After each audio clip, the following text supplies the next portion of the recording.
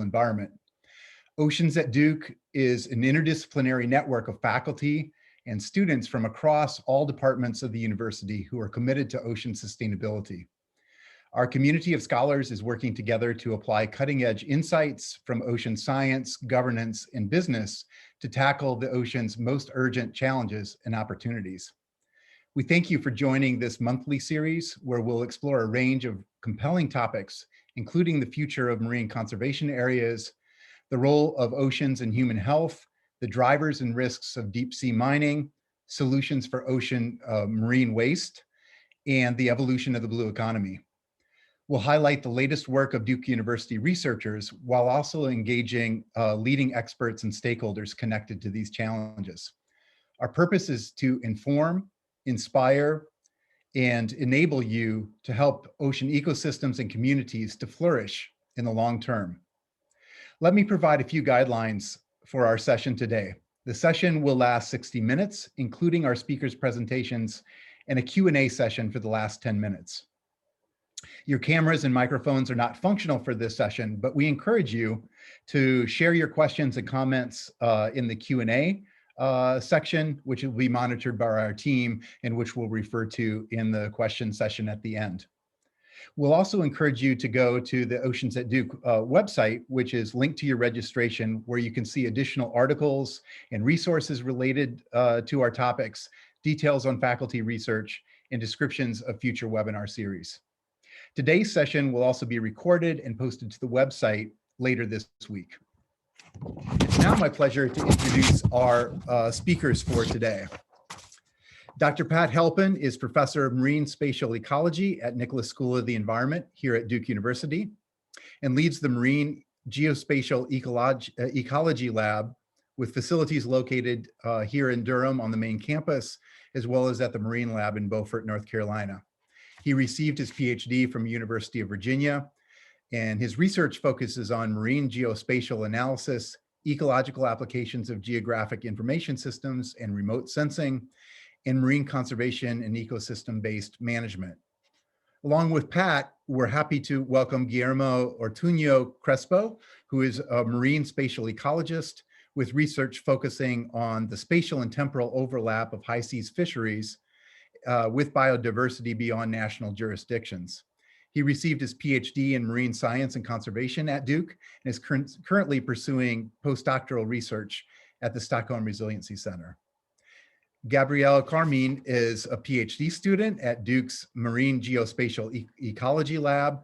Her doctoral research focuses on high seas fisheries, corporate powers, and ocean governance. She studies high seas fisheries using global fishing watch data to calculate fishing activities of corporate actors and applies these findings to regional fisheries management organization activities and conservation measures. The goal of her work is to protect biodiversity beyond national jurisdictions through accountability of non-state actors and international governance structures. And now I'll pass it on to Pat Halpin, who will kick off our conversation. Welcome, Pat.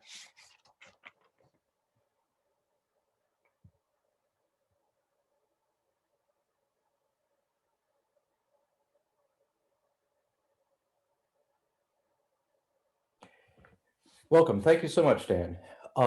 What I want to do to introduce this first Oceans at Duke webinar series is to talk about mapping our oceans, the role of science and technology sustaining ocean ecosystems, and also introduce the case studies from Guillermo and Gabby, who are going to be presenting more detail and more content on those particular topics.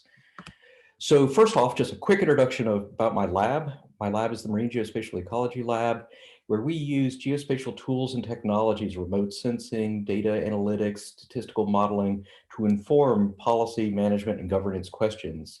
And from our fairly biased perspective, we think that this really does inform and bridges the gap going from data to decisions.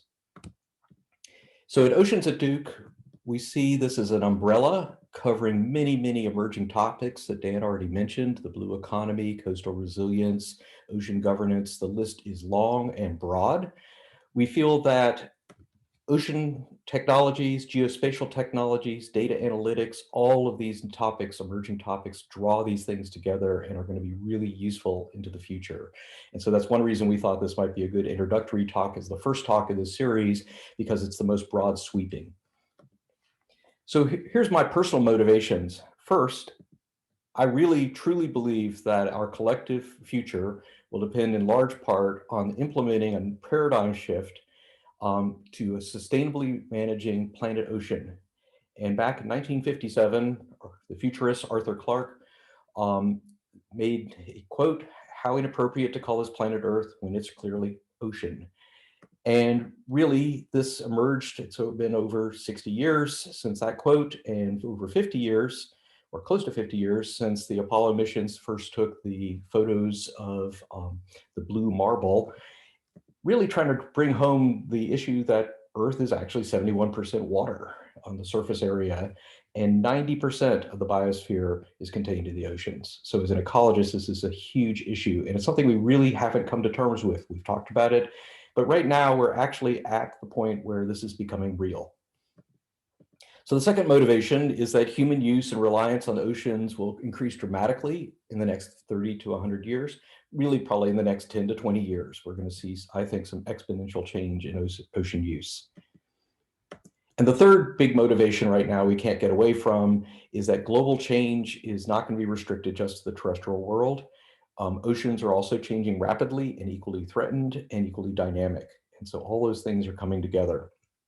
So when I look at all these things moving together, the sum I see is that planet ocean is now meeting the Anthropocene.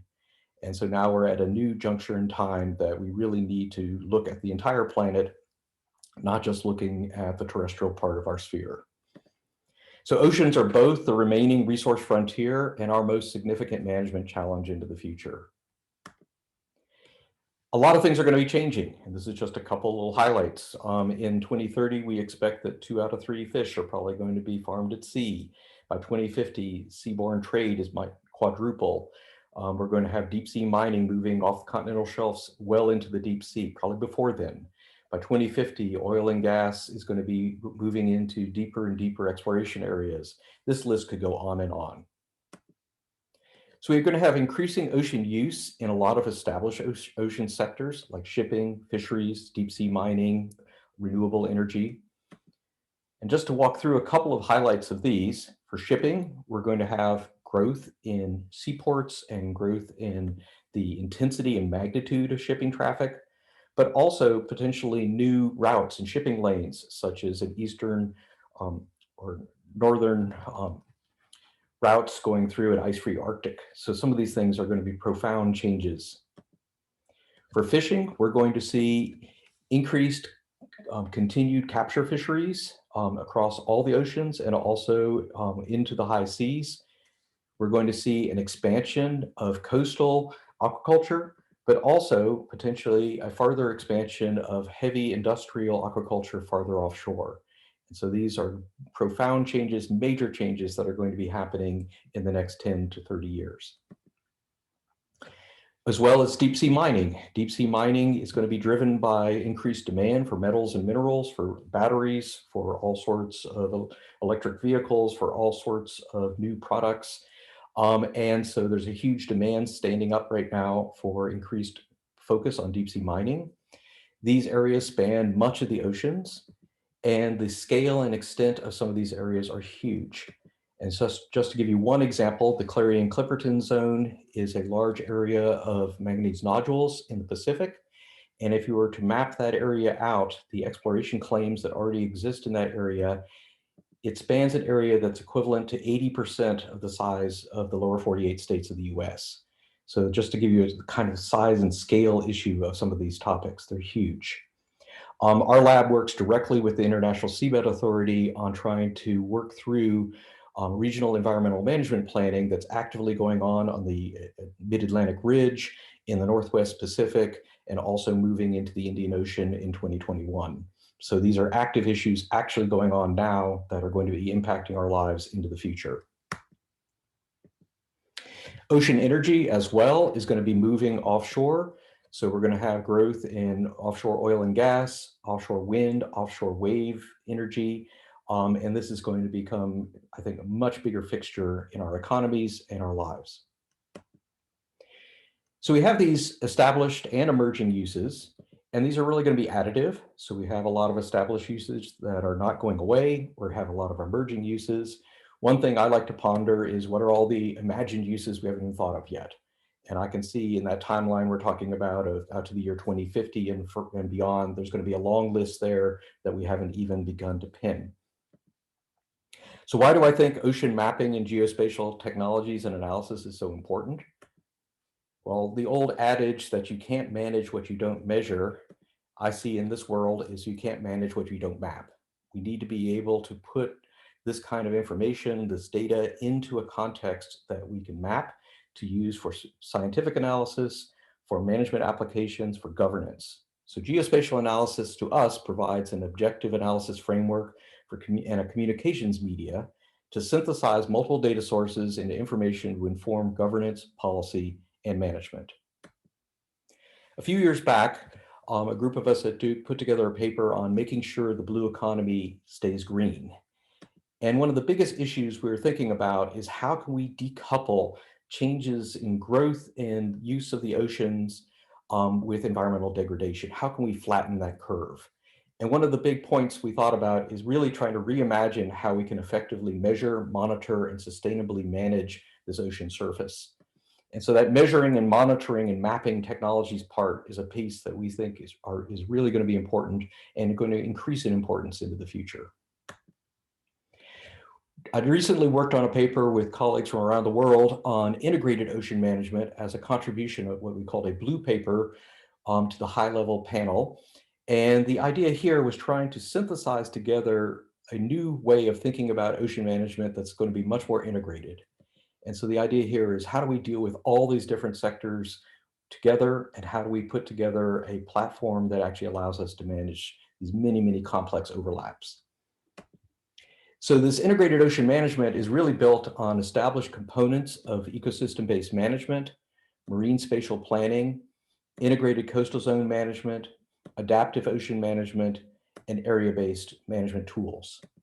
All of these components rely on geospatial data and analysis tools and emerging technologies. So what are some of these technologies? Well, this list could go on and on, but there's a lot of new observing technologies that are entering, things like CubeSat satellites, very small, compact satellites that are being put up in large constellations, synthetic aperture radar, vessel tracking using automated information systems, autonomous vehicles, drones, cabled observing systems, biologging animals, environmental DNA, hydrophones. I mean, this list could go on and on, but it really is looking at lots and lots of new development in technologies, from sensors to observation data. Once you get that observation data, we also have to have ocean observing systems, information systems, 3D and 4D information systems and analysis systems that can work in 3 dimensions in space and a 4th dimension in time. Cloud computing and services, web services, are allowing us to share data, and new data analytics and machine learning are letting us analyze data, massive data, big data, in a much better way. So this is how we go from the observations to information. Big issue, though, that's very, very unique and different for oceans than most of the terrestrial world is who manages the oceans. And here, if we look at a global map, we can think about the jurisdictional boundaries of most countries with 200 nautical mile limits, the exclusive economic zones. In gold are areas that are extended continental shelf claim areas that have been submitted. And so these are areas where countries are trying to extend their boundaries farther out into the seabed to claim these resources. And then there's the remaining area that is entirely in areas beyond national jurisdiction. More than 60% of the ocean surface is in areas beyond national jurisdiction. This means that only the UN and other UN bodies can really deal jurisdictionally on the governance of these areas. And this becomes a very unique situation on the planet. It's a huge portion of our planet.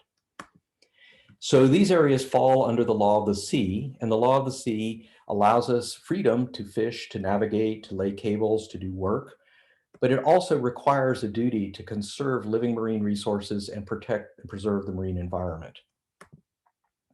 Right now, there's an ongoing process that I've been involved with for many years, looking at developing a new legally binding instrument to look at biological diversity beyond national jurisdiction, or also known as the Bbnj Treaty. This is ongoing in negotiation, and the 4 pillars of this program deal with area-based management tools, environmental impact assessment, capacity and technology transfer, also marine genetic resources.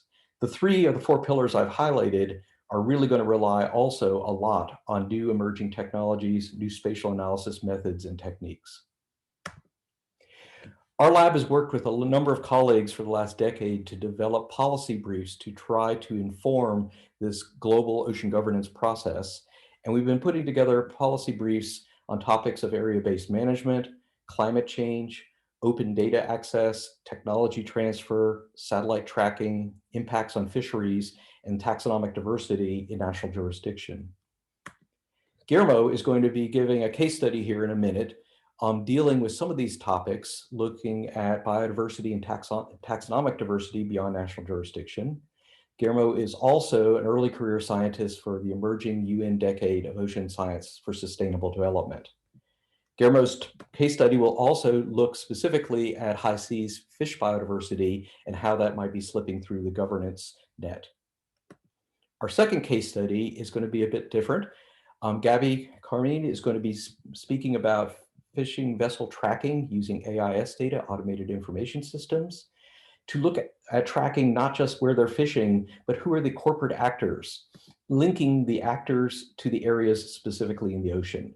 And so this is novel new work that is trying to allow us to develop the information so we can better interact with the managers and people who are actually actively working in our ocean space. So Gabby has a new paper out that just came out a few weeks ago on who is the high seas fishing industry. So our 2 case studies are going to be one by Guillermo, who's going to be talking about information that really is informing more ocean governance issues, and by Gabby, that's going to be talking about information that's going to be inform ocean management. So I'm going to leave it here and let them talk about some of the content and give you 2 hopefully interesting case studies here. And I'll leave you with the last thought here is that you can't manage what you don't map. Thank you.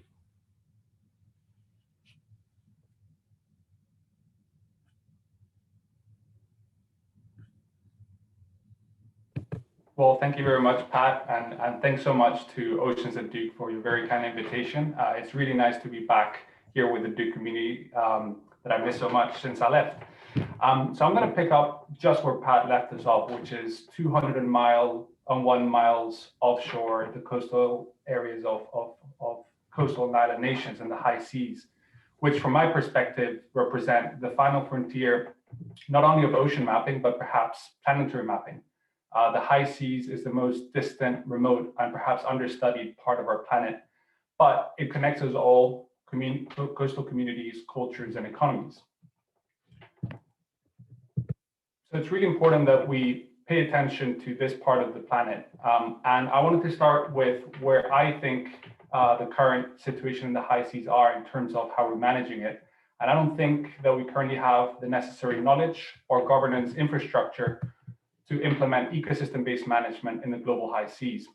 Now, the high seas are extremely large. It's half of our planet. So there's certainly some heterogeneity in terms of our understanding of the high seas in different parts of the world. Some parts of the high seas we understand better than others, but I don't think we're collecting systematic data in a way that would allow us to implement ecosystem-based management.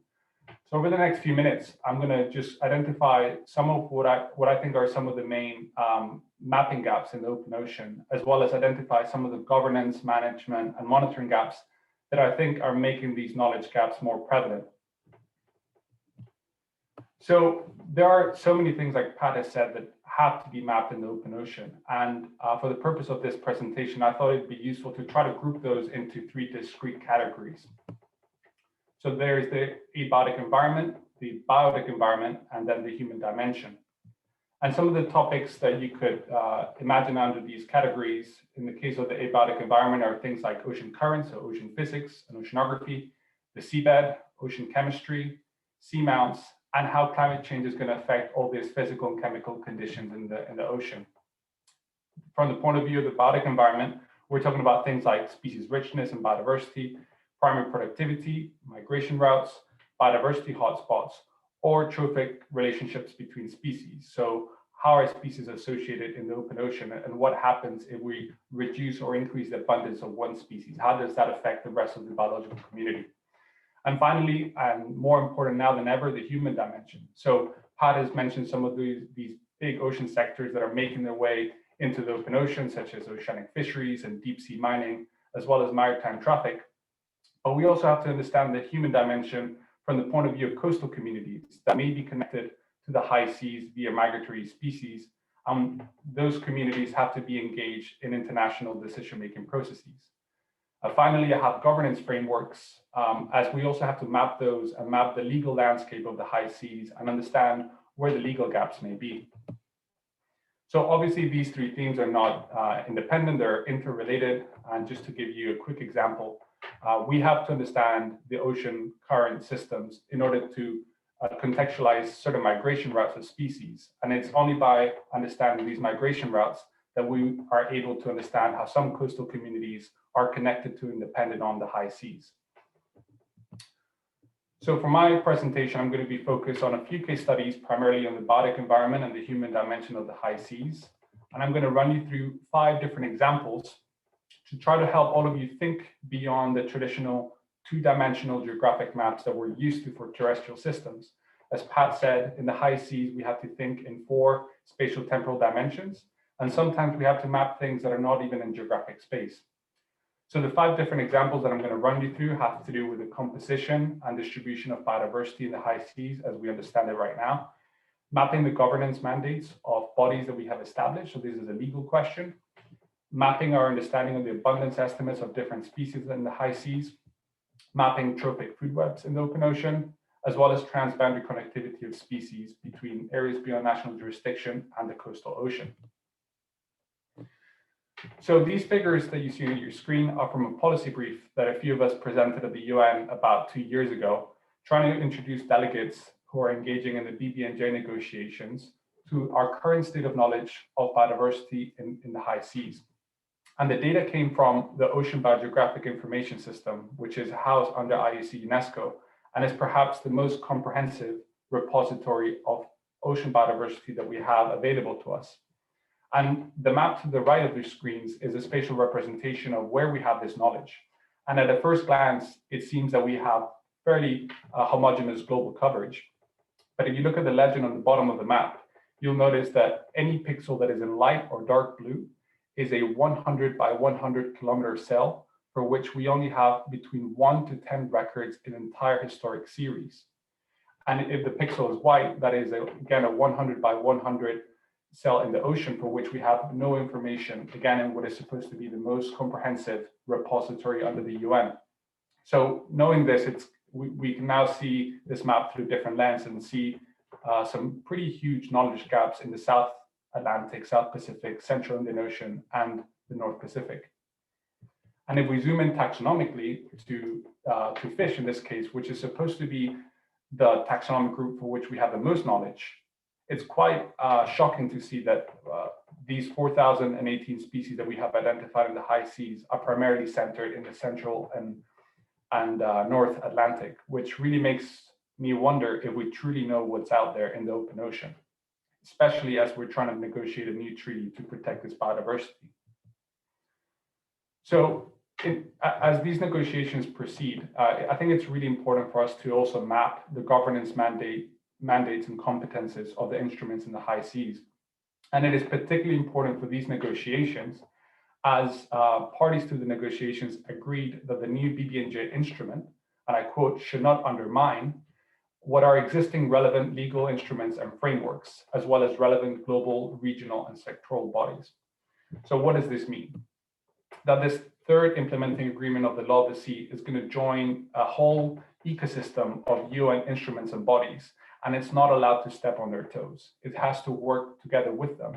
So from a legal standpoint, it's really important to map where are these bodies and agreements implemented and what are some of the legal gaps. And I'm going to run you through an example that has to do with fisheries.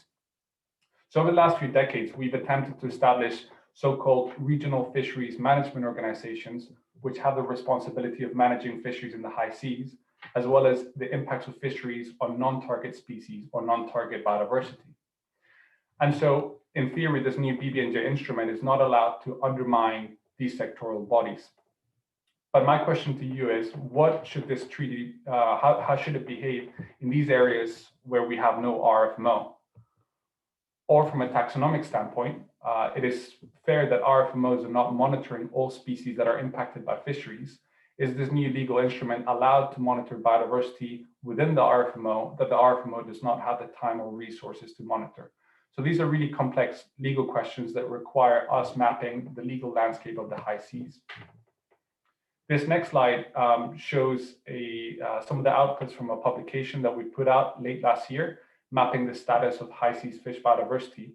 And what we did is use the data available in OBIS to understand how many species of fish we've identified in the high seas, so just over 4,000.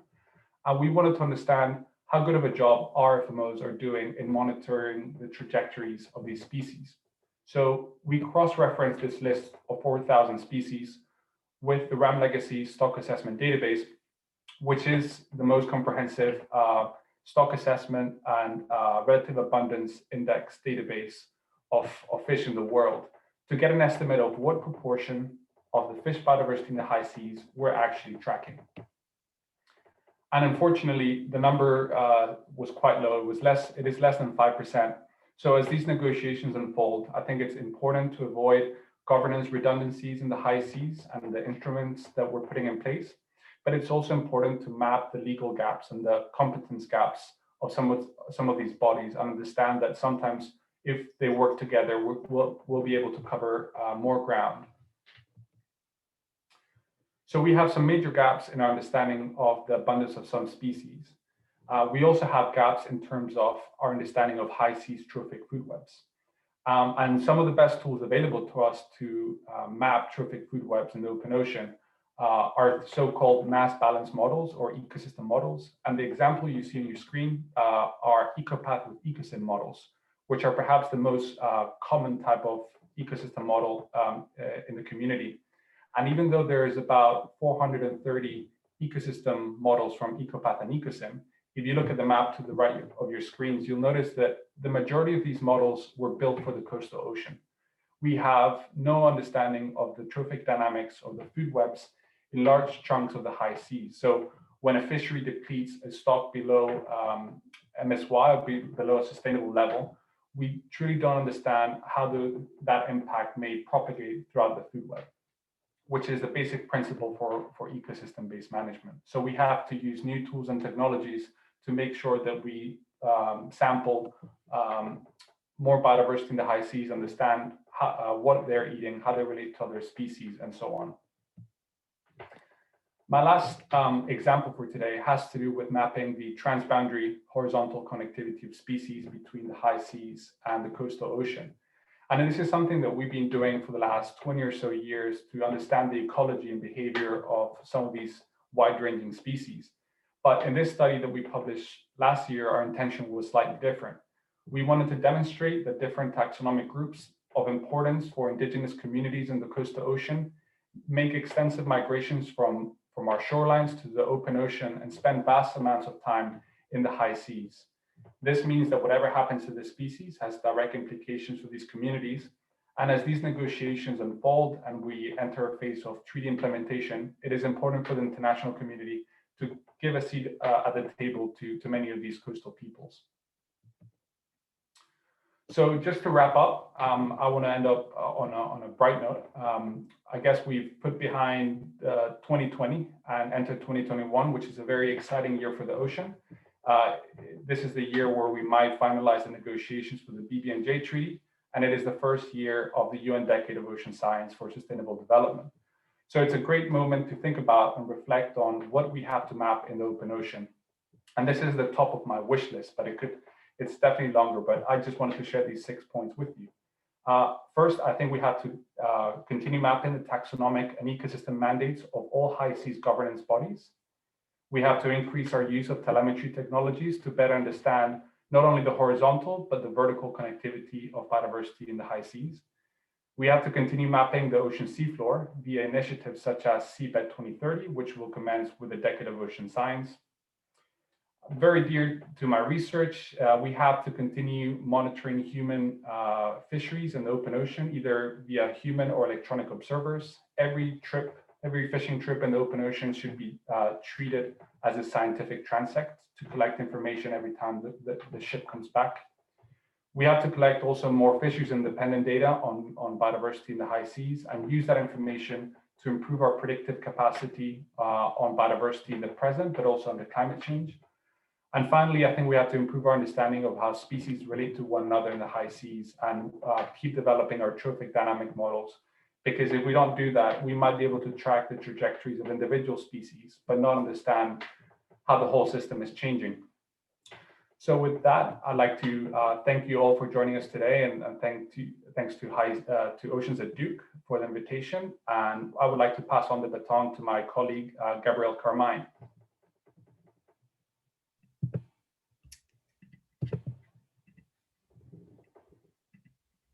Thank you, Guillermo.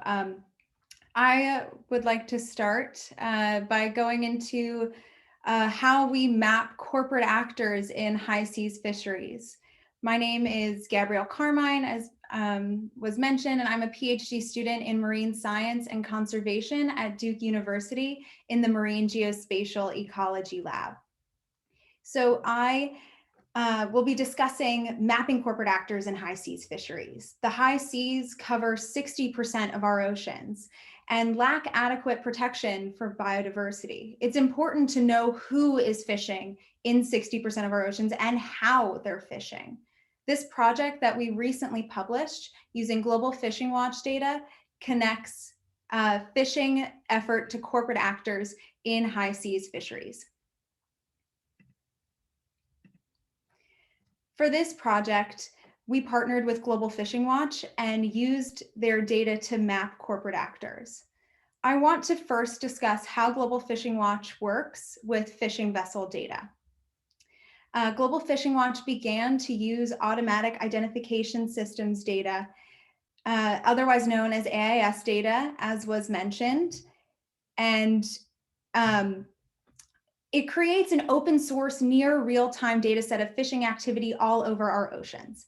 AIS was made for vessels to avoid collisions using AIS transponders on each boat and satellites and the land-based stations. So this is a system that existed before Global Fishing Watch. So how do we turn AIS data into the map on the right with fishing effort?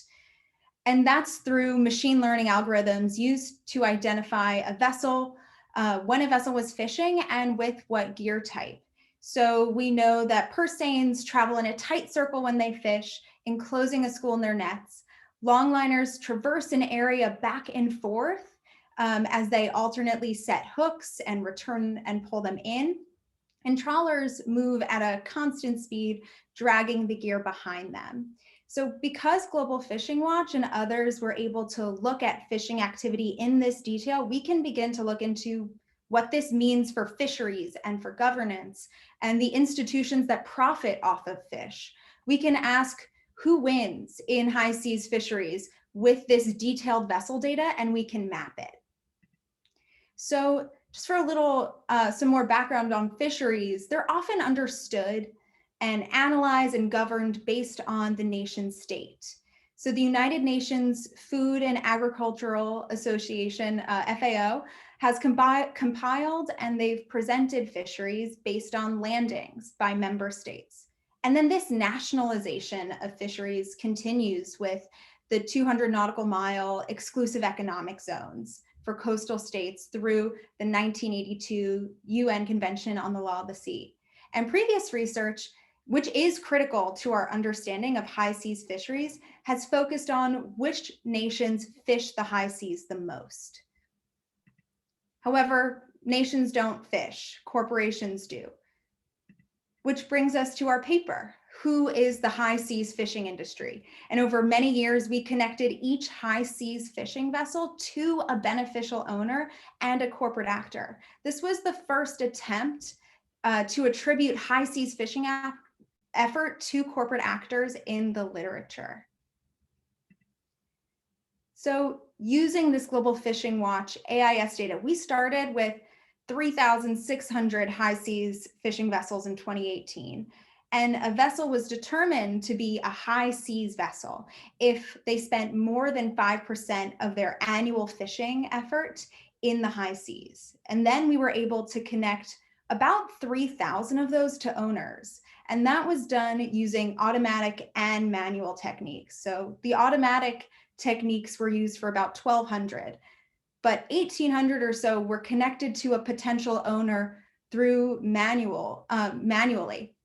So this entailed searching through as many vessel registries as possible. So that meant looking through vessel registries through state registries, as well as international governing vessel registries, like those regional fisheries management organizations that Guillermo was mentioning, and so was Pat. The next step was more labor intensive, and that's where we found the corporation hiding behind the owner. Right, so we connected 2,500 fishing vessels to 1,120 corporations, and that accounted for 69% of all fishing effort in the high seas in 2018 were efforts in hours. So in addition to the parent company and beneficial corporate actor, we noted other crucial information like shareholder information, subsidiaries, sister companies, and lobbying groups as well, which was fascinating to find the amount of lobbying groups representing the company in international governance. We also found that the top 100 corporations accounted for 36% of high seas fishing effort. So while we connected 69% of 2018 high seas fishing effort to a corporate actor, there are gaps that remain.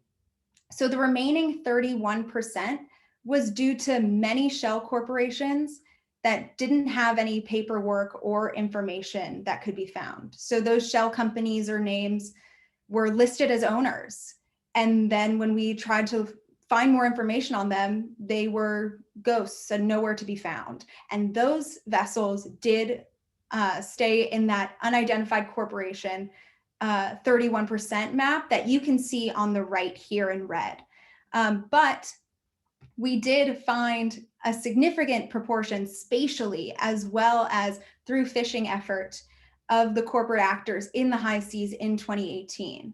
And what we found and what we were able to identify varied based on location. So the areas in the high seas where we learned the most about corporate actors are the Atlantic Ocean and Western North Pacific, and the areas where we knew the least occur in the Western Tropical Pacific.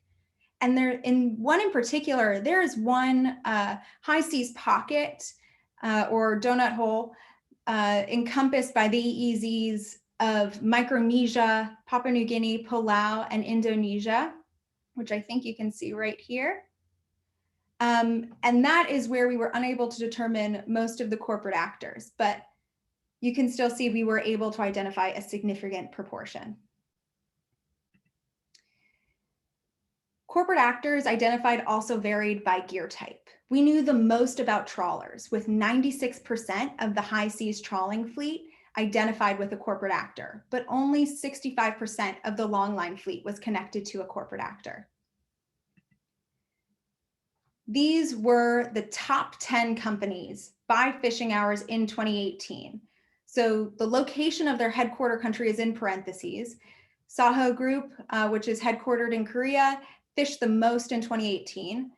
And this list is interesting because it's not all privately owned companies. China National Agricultural Development Group is a state-owned company and is the parent company of well-known fishing company CNFC. In the paper, we also examine the largest trawling companies on the high seas in 2018. And what's interesting is when you aggregate companies and their fishing hours by gear type, the companies change along with their headquarter country. along with the headquarter countries that you'll see coming up. So for example, the top 20 companies for trawling on the high seas have headquarters in Spain and the Netherlands and Russia, in addition to some from China as well. But these top 10 companies are for all fishing effort on the high seas with all gear types. And here we have a map of where those top 10 largest high seas corporations were in 2018.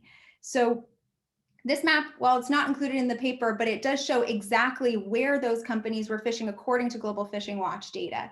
So the top 10 companies, which collectively have 317 vessels and fish for over 880,000 hours, you can see where their fishing location is a bit more dense, and you can also see the star, which notes where their headquarter location is.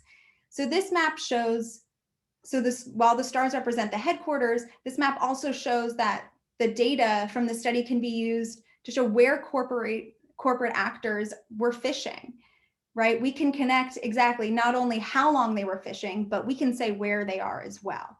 And it's important since previous research has uncovered that many companies do not need to disclose their fishing locations to shareholders.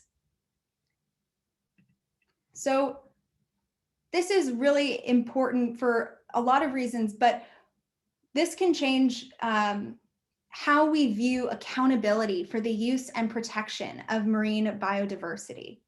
As attribution for anthropogenic activities expands beyond a national framework, this shows the feasibility of methods to identify the high seas fishing industry.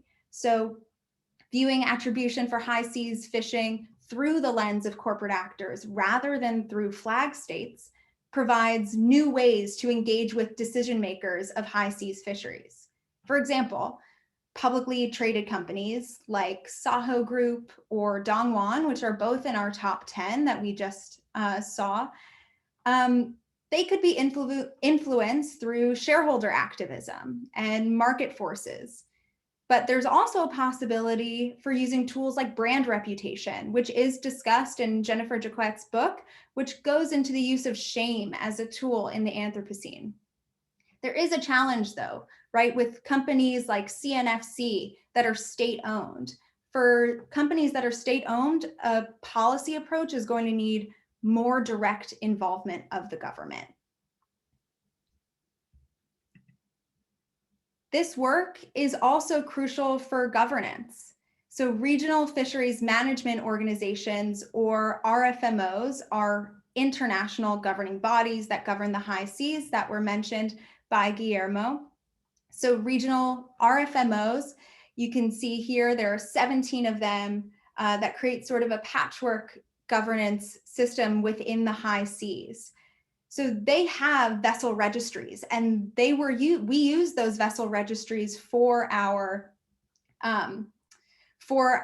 connecting each vessel to an owner, right? That first step. And of the 17 RFMOs, only 6 of their vessel registries could be used in our data. The remaining 11 either didn't have open source vessel registries, or their vessel registries didn't include ownership information. The 6 that could be used weren't perfect either. 40% of owners that were found through RFMOs didn't match the final corporate actor. That shows a clear issue with transparency and with RFMOs of what they know that's going on in their convention area, who is fishing in their convention area. And this work can help shed a little bit more light on that. This work is also important when understanding the United Nations Bbnj discussions. While the 4th session was postponed, intersessional meetings are taking place. And most states, we found out, are not home to corporations that fish the high seas. Corporate actors based in the US represented less than 5% of 2018 high seas fishing effort. We're hopeful that these results will encourage UN member states to be more ambitious in protecting shared ocean biodiversity in international negotiations. So thank you so much. And I'm looking forward to answering your questions. Wow, Gabby, thank you. That's fantastic. Thanks very much for that presentation. Just quickly, my name is Doug Nowacek. I'm a professor at Duke University in the at the Marine Laboratory and also in the School of Engineering. So, and I'm just going to chair the Q&A section. But first, I wanted to start off with a big thanks to our speakers today for joining us and creating such great content for the first in our webinar series. So the first question actually we're going to come from us, if folks don't mind. This is the first in a series, and we're trying at Oceans at Duke to both highlight the incredible depth and breadth of ocean-related work that we have going on at the university, but we also want to engage folks from across many sectors as we can and provide information and contacts and networks. So we wanted to just ask a quick question, if you don't mind. You don't have to answer the poll, certainly, but we're going to pop up a quick poll just to see what category best describes your current role as it relates to this work. So if folks don't mind just popping an answer in there, that would be really helpful for us. Wow, people are ready for this activity, that's for sure. That's fantastic.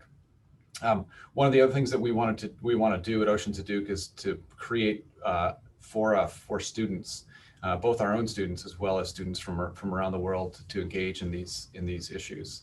So it's great to see that a lot of students, and a big shout out to our own students who have done a wonderful job in many aspects of working with Oceans at Duke. Okay, well, while that's being filled in, again, thanks for your participation in that. In the Q&A, what we tried to do was the sort of more logistical, detailed questions like links and where the recording might be found. We just tried to answer those, but we left the more content-based questions for the discussion here. So I'll just start off with that. There were a couple questions about deep sea mining. And I'll just say that it is a topic specifically that we're going to take up in a future webinar, but I thought it would be worthwhile hearing from our speakers. And I would say, as far as deep sea mining goes, some of the questions about how do we make sure we map that correctly, and how do we make sure we understand, as Pat said, that we can't manage it if we don't map it. So maybe I could ask Pat if you wanted to start off with that question about what are the deep sea mining issues that you see. Great. It's a very active issue for us right now. We are currently working directly with the Secretariat of the International Seabed Authority, doing the mapping work to support the regional environmental management planning process. In the last year, there was 2 planning meetings for the Northern Mid-Atlantic Ridge, which was a spreading ridge that is essentially a large spreading mountain range that runs down the middle of the Atlantic Ocean. This is an area that contains hydrothermal vents, very unique ecological communities, chemosynthetic communities that are pretty much like something out of this world. So that planning process is going on. We had a second planning meeting that just occurred 2 months ago in November, dealing with the Northwest Pacific. And this was regional planning for 2 different types of mining, looking at cobalt crusts that are on the sides or flanks of seamounts, as well as manganese nodules that were in the plains in between the seamounts. And we also had another meeting just in December dealing with a pre-meeting to start the process looking at ridge systems in the Indian Ocean. In addition to that, about 10 years ago, the planning process started for the Clarion-Clipperton fracture zone, which I highlighted in my talk just to show you the scale. That's a huge area for manganese nodules. So there's active planning going on in 2020, 2021 right now. As someone who's involved in trying to inform the process with data, it is massively data poor. And it also suffers from an issue that we have data mainly in the places that are of interest for mining, because that's where they're exploring, that's where we're collecting the data. And it makes it very difficult when you're trying to answer questions that are comparable questions. Is this site the most important site? Well, you need to know other sites. You need to know the context. And what we don't have is comprehensive mapping of the ocean floor so that we can say this site is much more important than another site in the region. And these are very difficult problems and challenges to deal with. So these are ongoing issues. There's huge room for improvement. but they are actively ongoing at this point in time. And I think it's a learning process where we're trying to work through how can we focus in on the areas, how can we look at all of the different aspects of environmental impacts from mining, because the impacts may be the direct extraction impacts of mining a piece of the ocean floor. Those are extraction, they're not going to recover, they're going to be extracted. But it's also the impacts of plumes from potential discharge from the mining process. There's also impacts that could be things as you know, that you might not think of, things like vessels on the surface with lights that might be attracting seabirds, and noise that might be impacting marine mammals, and all sorts of other things that are broader types of impacts. So this is, we are going to have a topic coming up in a future talk specifically on deep sea mining. So that's something that we are going to talk about, because it's a huge issue and it's an evolving one, and it's a very, very complex and interesting problem right now. Thank you. Yeah, cool. Thank you, Pat. Next for Gabby, several folks have asked about the AIS data, specifically what happens when it goes dark. Is that something that people can do voluntarily, and how can they be held accountable for that? There's a lot more to these questions, but given the limited time, I just thought I'd let you sort of riff on that and see what you have to say about the AIS data and what happens when people can switch it off. Yeah, that is a significant problem with AIS data. And I also welcome Guillermo or Pat to jump in as well, since they work with this data also. But the fact that these vessels can turn off AIS is a problem. So we have this Global Fishing Watch data using AIS data, and it has given us a lot of opportunities to uncover more than we could before. It is not perfect, as it was mentioned, but it is this data that we have, and it is a great tool for understanding high seas fisheries and understanding who is fishing and where they're fishing. We're always hoping for more data at all times, and I think the fact that it can be turned off is definitely a problem. Yeah, Pat. Turn myself off mute. Just to add on to that, we're also working directly with Global Fishing Watch and others. A researcher who was in my lab, who's now moved on, Brian Wong, worked on algorithms to analyze synthetic aperture radar data. So we have alternative techniques for identifying vessels and fixed platforms, so things like oil rigs and other kinds of features on the ocean that's independent from AIS monitoring. And so that's actually been fairly successful. The only issue is that we don't have complete contiguous coverage of radar imagery for the whole ocean system. We have quite a bit around coastal areas, but it is a technique that we've worked through and have the methods to be able to use that. So that's another alternative that's very, very promising. The only issue with that is that it still is challenging. Our biggest challenge right now is it's still very, very hard to be able to capture the signal for very small vessels. And a huge part of artisanal fishery, especially in developing countries, is from very, very small, a couple meter long, small fishing boats. And those are still kind of literally under the radar. Yeah, cool. All right, thanks to you both. Now a question for Guillermo. A couple questions about how really to accomplish international regulation of high seas fisheries and biodiversity conservation. And in order to pursue sustainability. Any thoughts?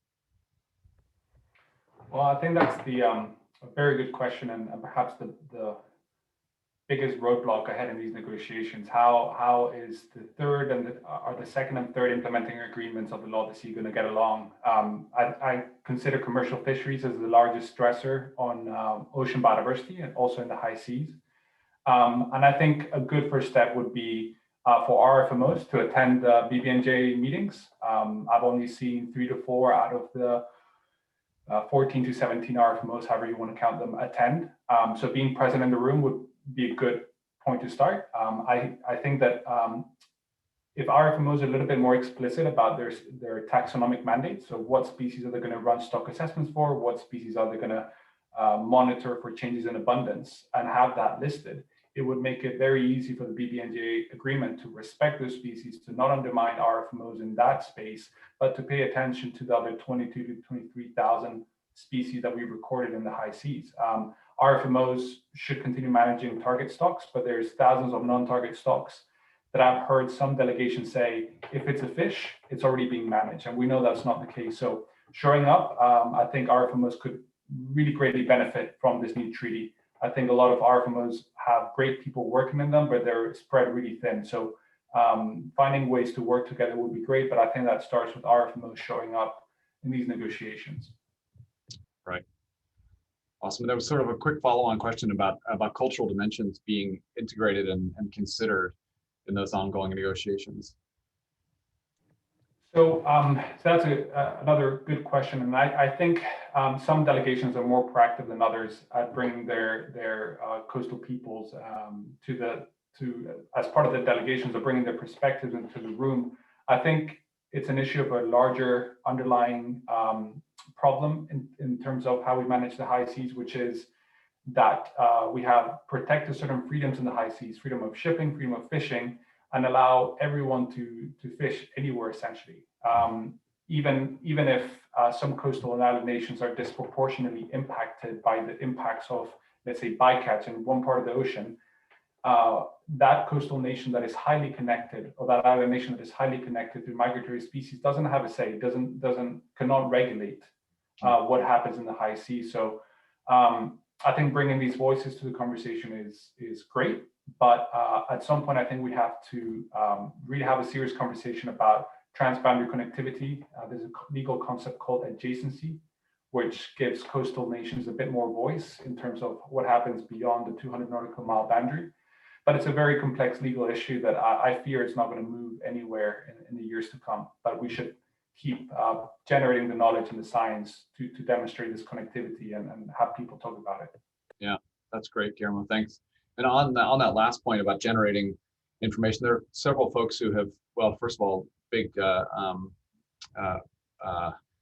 very appreciative of the content, and several folks asking about how the content from your work is getting distributed to various agencies and governments. So maybe a quick wrap up with that people are lots of concern about that and making sure the information is getting to the right folks. Pat, would you like to address that one? Sure. We spend a lot of our lives now trying to, and have been for many years, working on trying to put out open access data. We run, our lab runs what's called OBIS CMAP, which is the data center for marine mammals, sea turtles, seabirds, the world. It's the largest open access contributor to OBIS, which is the UN sponsored system. We feel that it is a huge obligation for researchers to do this. It still has many obstacles, especially with proprietary information from fishing and other uses. And so this is something that it's a work in progress, but boy, we need to really get on that. And because there's lots of data out there that is not getting captured and not being put to good use. It also goes beyond just making data available. You have to turn raw data into information. And this is a big point it's a big sticking point for me, is that raw data is just raw data, but it's information and knowledge has to be extracted so that policymakers, managers, people involved in governance can actually make decisions. And so it's not as simple as just saying, I put a bunch of dots on the map. We have to be able to actually say something about it. And that changes dramatically depending what the question is. You might have plenty of data for one question and not nearly enough to answer another. Right. And so, so I could go on and on that. It's a soapbox of mine for sure. I know. Thank you, Pat. All right, well, we're conscious of time, and so I'd like to turn it back over to Dan Vermeer. But again, thanks to the three of you for excellent presentations with lots of kudos in the Q&A. And we will try to get those questions off to the three of them, but you can also find their contact information through the Oceans at Duke website or their own website. So Dan, over to you. Awesome. Thanks, Doug. And really sincere thanks to our speakers for a fascinating and insightful conversation today. I really enjoyed learning from all of you. And I'd also like to thank the audience for being here and engaging in this conversation. I wanted to just share the results of the poll that we took to give you all a sense of who's here. I think the good news here is that we have people from almost every sector represented, a really diverse kind of audience, which I think this kind of topic merits. I also would encourage each of you to go out and, help spread the word about these seminars. I'd like to point out that there's lots of, technology industry and food industry and other kinds of industries that I think have a real stake in this conversation. So increasing the number of people who are not necessarily in ocean related industries, but who have a stake would be important. Lots of opportunities for entrepreneurs here as well. So I hope we continue to kind of round out the kind of participation in these webinars. In closing, I hope you will return to hear more from the Oceans at Duke Network about the future of the oceans. Join us on February 9 to hear from Lisa Campbell, Duke's Rachel Carson Distinguished Professor of Marine Affairs and Policy. She'll be speaking about conservation territories at sea. And then on March 16, Dr. Jason Somarelli, assistant professor from Duke's School of Medicine, will speak about protecting our health by preserving our oceans. And don't forget to check out our website, Oceans at Duke, for details on future webinars, recordings of past sessions, and a sign up for our newsletter. I'd like to thank you again for taking the time to listen today, and we look forward to seeing you all at Oceans at Duke events in the future. Thanks, everybody.